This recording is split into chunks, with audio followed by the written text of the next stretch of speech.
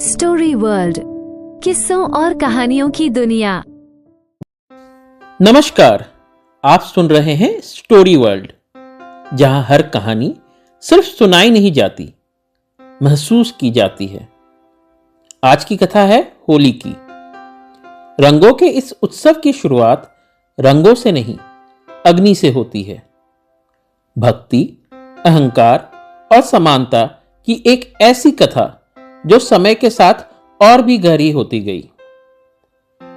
बहुत समय पहले एक असुर राजा था, हिरण्यकश्यपु।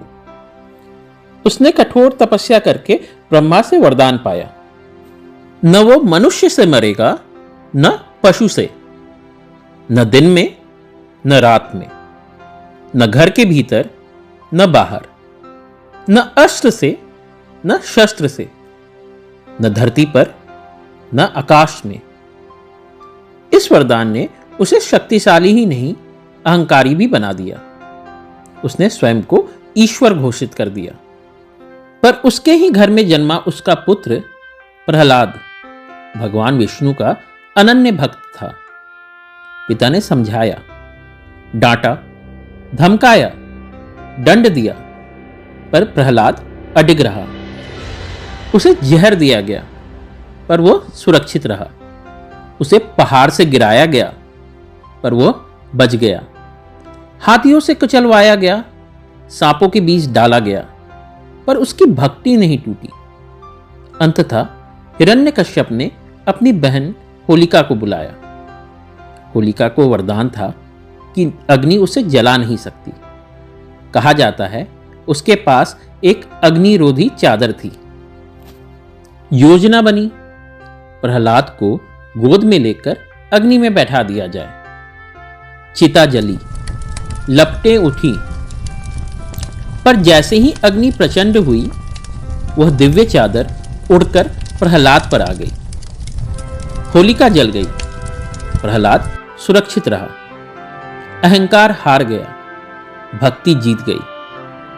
इसी स्मृति में आज भी होलिका दहन किया जाता है।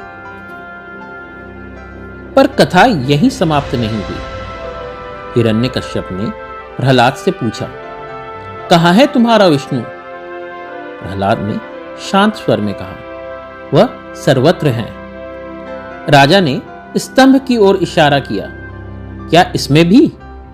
हां, उत्तर मिला।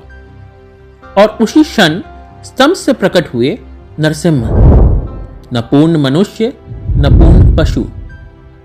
संध्या का समय, न दिन न रात, दहलीज पर, न भीतर न बाहर, अपनी जांघ पर बिठाकर, न धरती पर न आकाश में, नखों से वध, न अस्त्र न शस्त्र। इस प्रकार वरदान का भ्रम टूटा और अहंकार का अंत हुआ। पर यदि यह उत्सव अग्नि और विजय का है, तो अगले दिन रंग क्यों? जब भगवान राम अयोध्या लौटे थे, तब दीपोत्सव हुआ, रंगोत्सव नहीं। तो फिर होली पर रंग क्यों? एक मान्यता इसे कृष्ण से जोड़ती है। कृष्ण अपने श्याम वर्ण को लेकर प्रश्न करते थे। मां यशोदा ने कहा, राधा के मुख पर रंग लगा दो, और वहीं से रंगों की परंपरा प्रारंभ हुई। उन्होंने राधा और गोपियों संग रंग खेला। यह केवल शरारत नहीं थी, यह प्रेम का प्रतीक था। यह भेद मिटाने का संकेत था।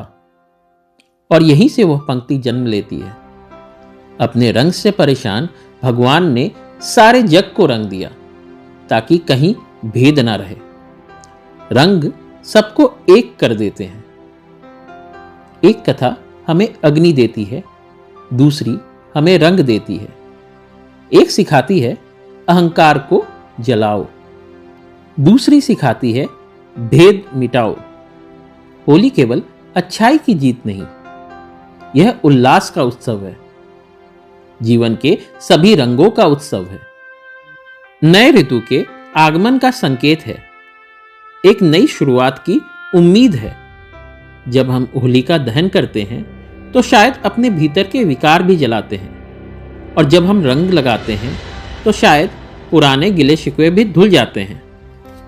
आप सुन रहे थे स्टोरी वर्ल्ड, जहां कहानियां समय से परे होकर जीवित रहती हैं। यदि यह कथा आपको स्पर्श कर गई हो तो इसे साझा कीजिए। अगली कहानी तक रंगों की तरह जीवन को भी खुलकर जीते रहिए। नमस्कार।